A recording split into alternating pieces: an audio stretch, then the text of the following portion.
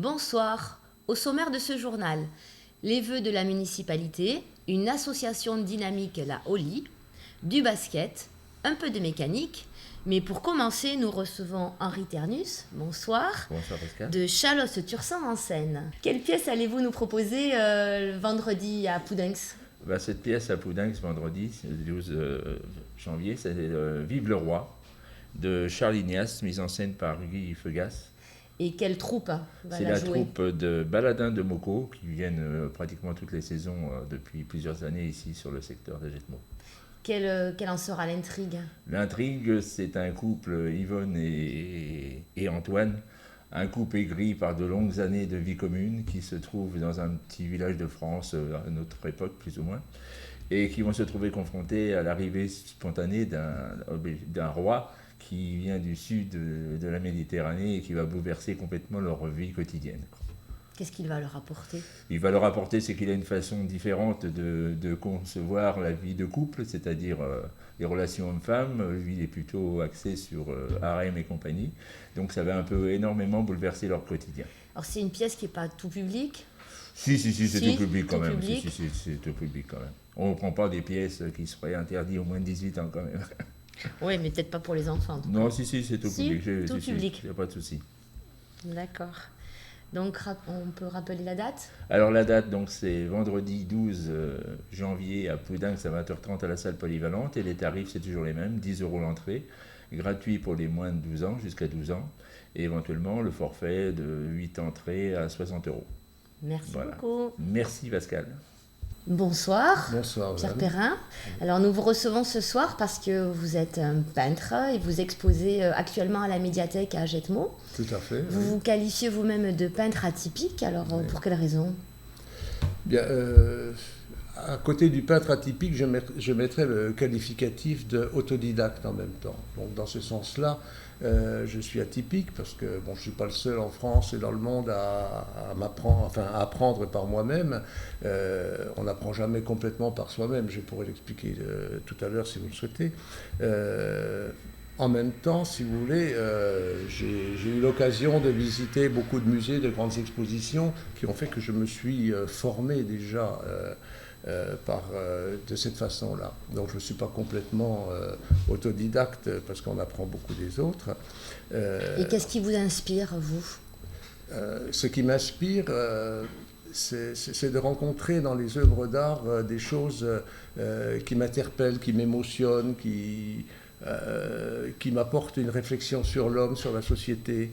Et je veux dire, je vibre aussi bien en regardant une toile de Mantegna, par exemple, ou de Bellini, la Renaissance italienne, que du Caravage un peu plus tard, ou une œuvre d'art moderne.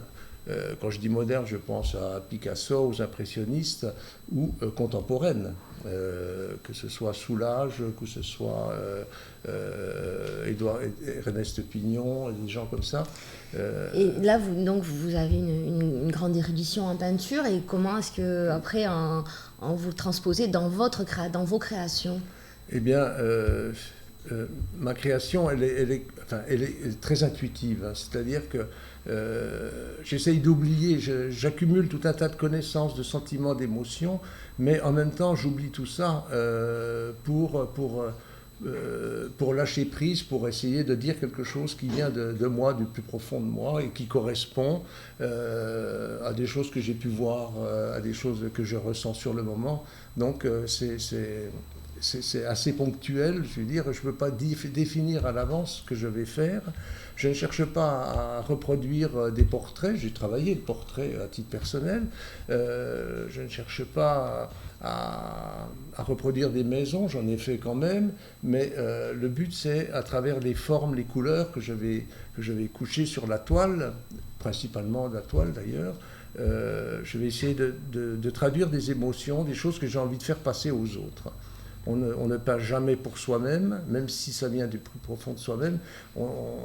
On met à voir, c'est-à-dire on pose là devant soi quelque chose qu'on a en soi-même et qu'on veut livrer, quoi, qu'on veut peut-être même des fois clarifier, des choses qu'on a en soi, qu'on veut clarifier, qu'est-ce qu'on veut dire, etc. Mais en même temps, les communiquer, être là dans la société, enfin c'est mon avis, c'est être aussi avec les autres et pour les autres. Et vos toiles donc, sont exposées à la médiathèque. Est-ce que vous êtes présent parfois à la médiathèque justement pour communiquer oui, si tout à fait. Des gens veulent je suis prêt à communiquer avec toute personne intéressée par la peinture, par l'art en général. Donc j'y étais hier soir, j'y suis passé ce matin, j'y serai samedi matin, j'y serai le mardi en général vers 4h30, le samedi matin aussi. Et je peux me libérer pour même accueillir une classe d'école ou qui a envie de discuter sur l'art, sur la façon de s'exprimer, sur moi quel courant je représente.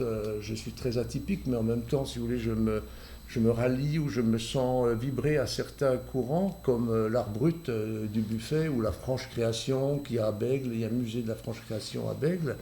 Je me sens proche de ces gens qui sont pour beaucoup des autodidactes d'ailleurs. D'accord. Donc vous exposez à la médiathèque depuis le 5 janvier. Depuis le 5 janvier jusqu'au 31 janvier. Jusqu'au 31 janvier. Donc si vous venez le 1er février, c'est trop tard. C'est trop tard. Essayez de venir avant, ça me fera plaisir et peut-être que vous découvrirez des choses qui vous intéressent, qui vous questionnent. Et là, je serai prêt pour vous répondre. Il ne faut pas hésiter de venir avec des enfants pour leur faire oui, tout à fait. connaître la peinture. Oui, tout à fait, avec des enfants, avec des adolescents, parce que je pense que aussi mon travail sur la couleur et sur les formes surtout, pour moi la forme et la couleur ce sont deux choses qui vont tout à fait ensemble, hein, et pas forcément dans un visage, mais dans une forme. On va pas parler de la théorie de la forme, mais la forme est expressive et elle peut faire passer des messages subliminaux ou autres qui évoquent des choses. L'art abstrait parle quand même au cœur de l'homme. Et actuellement, je veux dire, il y a des choses à dire aussi d'une façon peut-être pas tout à fait concrète, mais qui suggère des choses dans notre société qui est un peu dure pour l'homme, quoi. Dur à vivre. Bien. Merci d'être venu nous rencontrer. Merci à vous et au plaisir de recevoir les personnes intéressées à mon exposition. Dimanche dernier, la municipalité présentait ses vœux à la population. Mesdames et messieurs les élus, mesdames et messieurs, chers amis, bienvenue à toutes et à tous dans cette salle de la Rotonde. C'est un grand plaisir de vous retrouver si nombreux pour partager ce moment symbolique qui marque le passage vers l'année nouvelle. Avec toute l'équipe municipale, nous vous présentons nos vœux les plus sincères. Alors que s'ouvre 2018, au cœur de la blancheur de l'hiver, nous vous souhaitons à toutes et à tous, ainsi qu'à vos familles et à vos proches, une année remplie de joie, de succès, bien entendu, et surtout de santé, sans laquelle rien ne serait possible. Après ses vœux, Serge Lansamant, maire de Hagetmau, a rendu hommage aux disparus de l'année passée, tant au niveau national, Simone Veil, Max Gallo, Jean d'Ormesson et Johnny Hallyday, qu'au niveau local, Roland Jouglin, son ami. Il a ensuite rappelé les actions de la municipalité durant l'année 2017. Soutien aux associations, réfection de l'école primaire sur 4 ans pour la somme de 500 000 €, réfection du système de ventilation de la piscine, 530 000 €, réaménagement des jardins de la mairie, désignation d'un cabinet pour l'assistance à la maîtrise d'ouvrage de la construction d'un nouvel EHPAD, réfection de certaines zones de voirie, augmentation du nombre de caméras de vidéosurveillance, maintien des différentes aides spécifiques. Dans les projets, le dossier d'extension de lotissement de Jean de Mai sera finalisé. Une nouvelle tranche d'une trentaine de lots d'environ 750-800 m2 à des prix allant de 40 à 45 € TTC seront proposés à la vente. Un autre lotissement, la création du nouveau lotissement appelé le Clos Biguel, sera réalisé. Ce lotissement, situé après l'hôtel de la Crémaillère, fera la liaison entre le lotissement du Tras et la zone commerciale. Avant de conclure, le maire s'est inquiété des conséquences de l'institution de la nouvelle communauté de communes des baisses de dotation d'État et de la suppression de la taxe d'habitation. Alors, avec énergie et engagement, soyons tous les acteurs d'une année utile pour donner toutes leurs chances à nos projets. Restons mobilisés pour servir l'intérêt général. Prenons en main notre destin. Au nom du conseil municipal et en mon nom personnel, je vous renouvelle tous nos vœux les plus sincères et vous souhaite une année 2018 la plus apaisée possible. Je vous remercie de votre attention et vous invite à partager le verre de l'amitié.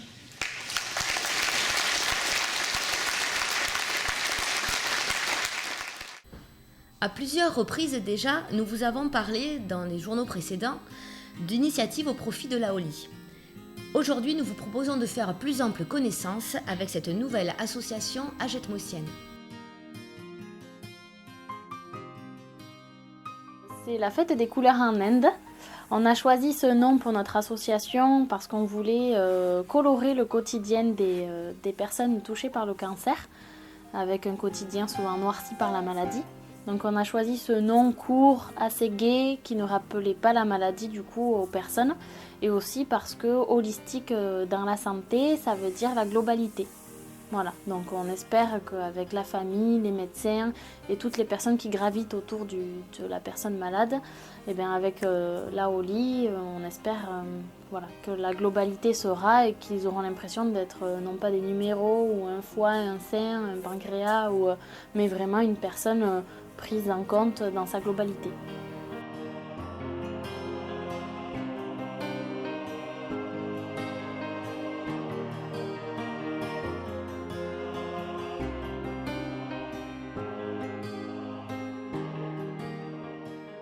Je suis infirmière depuis 2012 et c'est vrai qu'au quotidien j'ai travaillé pendant 2 ans et demi notamment au HAD, à l'hospitalisation à domicile du Marsan et de la Dour, basée à Bretagne de Marsan.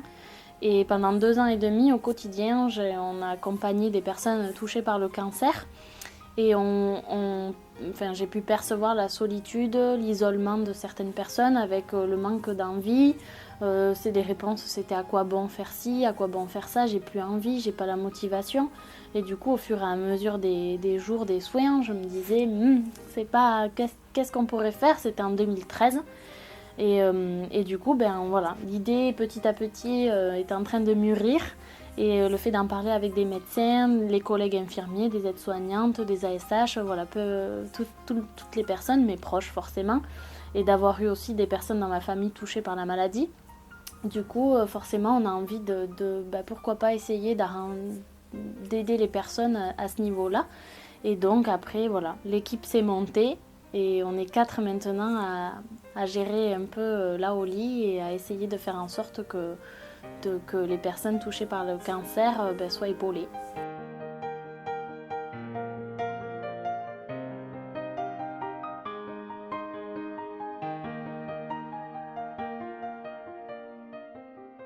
C'est sur Agetmo, au rond-point de l'Océan. Donc ça, bien sûr, on nous dit, est-ce que moi je suis de Saint-Sevé, est-ce que je peux venir?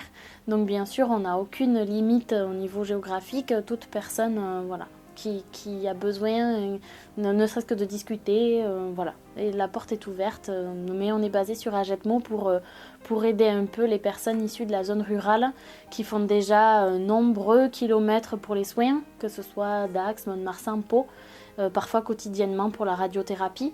Donc ça a été un souhait que d'être au niveau de cette zone rurale.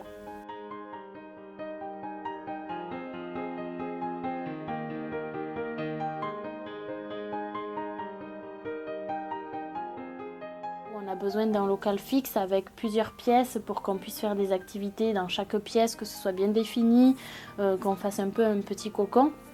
Et du coup, on a été obligé de prendre une location et on est à 650 € donc par mois. Donc ça fait au niveau annuel un certain coût pour une association. Donc on fait sans cesse des appels à projets, on remplit des dossiers, donc c'est quand même une lourde tâche administrative. Et après, c'est trouver des entreprises. On a fait une plateforme Ulule qui a bien fonctionné parce qu'on est une association d'intérêt général et du coup, les dons sont déductibles pour les privés de 66% et pour les entreprises de 60%. Donc, c'est la quête sans arrêt, sans arrêt, sans arrêt. Donc, on essaie de faire après des petites... on a la chance d'avoir... que ce soit des comités des fêtes, des bars d'ici, à l'initiative de plein de choses pour nous aider à récolter un peu d'argent, où on fait des crêpes pour voilà, à différentes occasions, de manière à récolter autant que possible un peu de fonds pour pouvoir pérenniser un peu notre activité.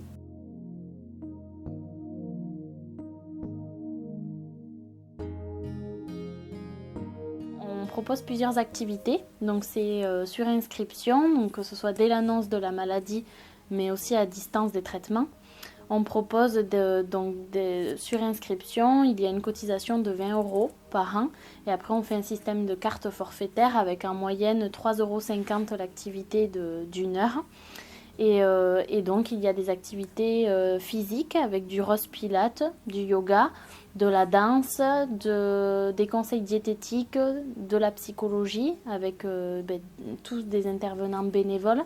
On a aussi une socio-esthéticienne, un socio-coiffeur qui aide à se réapproprier un peu son image pendant la maladie, mais aussi à faire des petits modelages détente parce que souvent on accumule beaucoup de tension, que ce soit au niveau des épaules, du dos. Donc un petit moment juste de douceur pour soi pendant 1 heure où vous avez des professionnels bénévoles qui sont là que pour vous. Et voilà, on essaie de diversifier, on fait du tricot, de la marche, de diversifier un maximum les activités et on prend en compte aussi des souhaits des personnes. S'il y en a qui veulent faire du chant, du théâtre, on essaiera de trouver des bénévoles qui ont envie de contribuer un peu à cette aventure pour limiter l'isolement et apporter des activités aux personnes et leur donner des clés. Voilà, c'est surtout ça.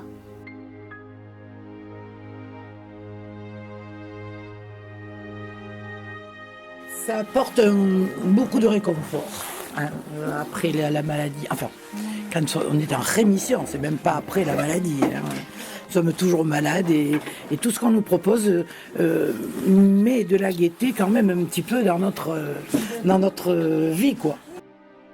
Et c'est magique, voilà, c'est magique, c'est un grand soutien, c'est un grand réconfort, c'est une grande aide. Ouais. C'est étonnant venant de la part de jeunes des gamins, de voilà. voir des gens aussi attachants et aussi motivés. C'est quoi. ça. Ouais. Moi, c'est le grand merci à la jeunesse et à ceux qui ont eu l'idée de faire ça. Voilà.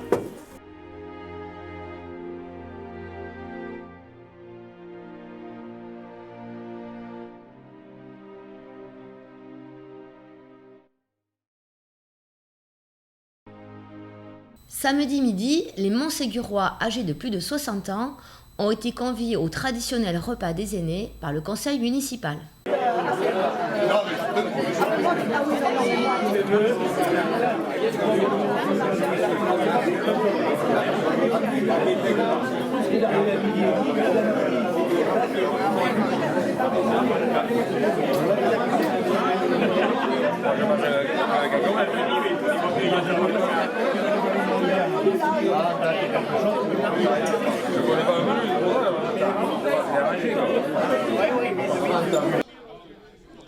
Bonjour, Thierry Salle, premier adjoint à la commune de Montségur.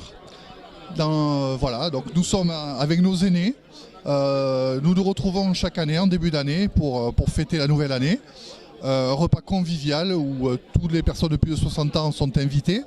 Aujourd'hui, nous avons invité la totalité. Il y aura 56 personnes qui vont manger avec le conseil municipal. Le conseil municipal sert à table et nos aînés apprécient beaucoup. Le menu d'aujourd'hui, soupe de potiron, foie frais, suivi de filet mignon, pommes et gratin dauphinois. Et au dessert, nous aurons une tarte poire chocolat. Voilà.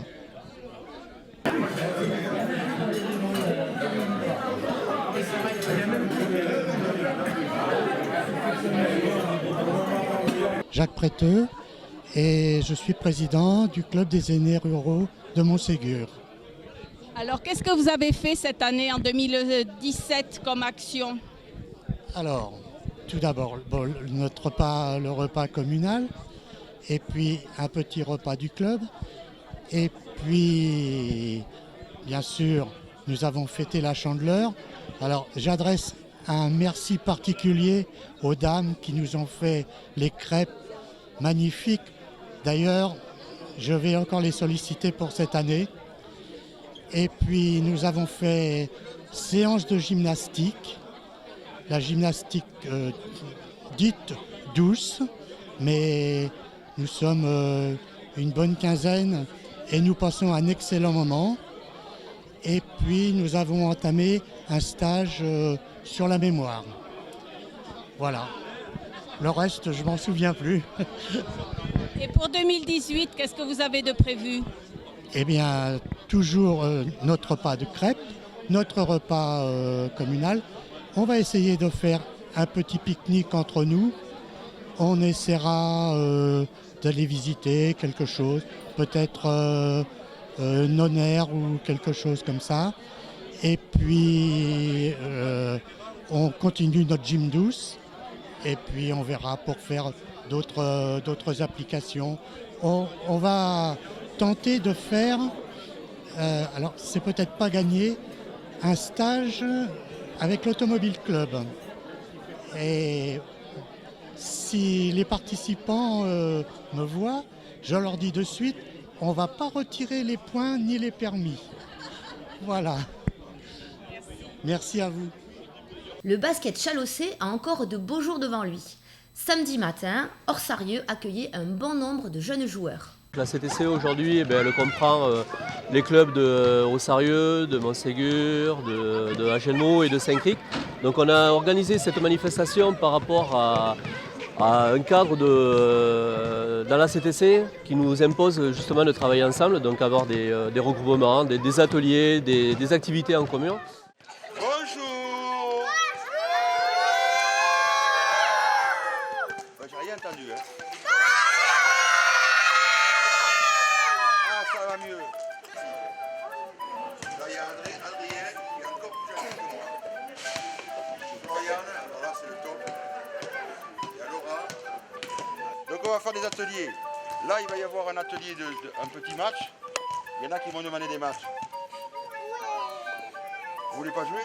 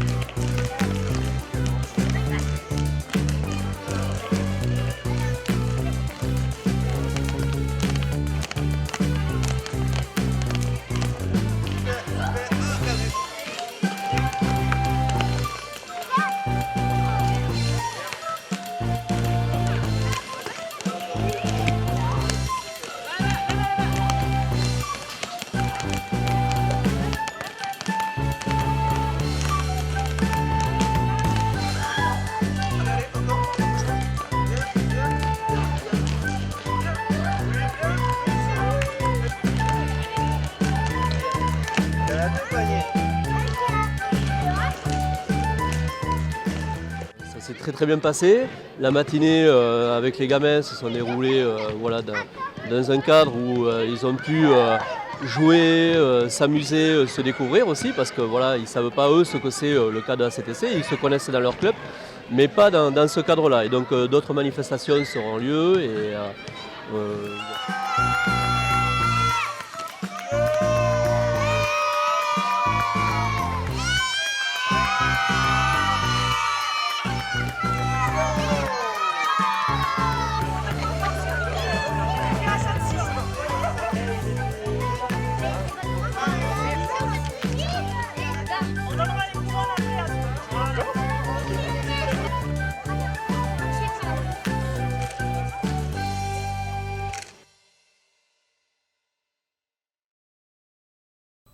6e épisode de la restauration du tracteur. Malheureusement, nous allons constater le décès du moteur. Là, il y a de la mayonnaise alors. Ah oui, complètement. Ça, il faut le nettoyer, ça, là, on a des fers. Ouais, donc je vais chercher du papier. Donc ça, c'est un support là pour le moteur. D'accord.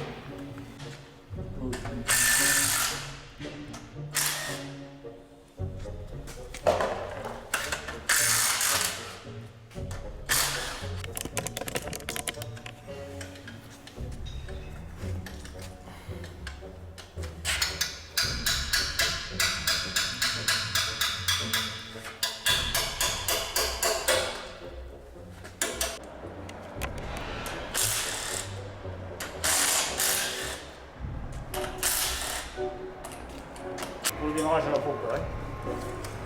Pour le mien, j'ai été emmerdé la semaine dernière, là. C'est tout le coup, là. J'avais la crémaillère à zipper dans la pompe. Et on le pose où après? Genre là, c'est déjà. Encore. Je fais ce pas.